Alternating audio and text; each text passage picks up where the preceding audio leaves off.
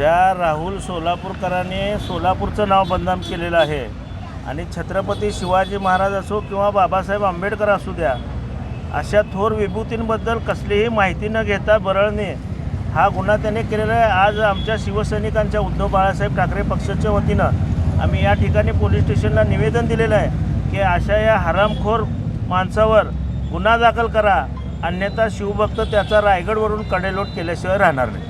उद्धव साहेब ठाकरे तुम आगे बढ़ो, हम तुम्हारे। उद्धव बाळासाहेब ठाकरे पक्षाच्या वतीनं तो गेल्या अनेक दिवसापासून छत्रपती शिवाजी महाराज भारतरत्न डॉक्टर बाबासाहेब आंबेडकराबद्दल तो राहुल सोलापूर नावाचा अभद्र माणूस देशद्रोही कशा पद्धतीनं मुलाखत देतो आणि या महाराष्ट्रातील जनतेच्या मनामध्ये रोष येईल असं जातीमध्ये धर्मामध्ये भांडण लावण्याचं काम हे अवलाद करत आहे।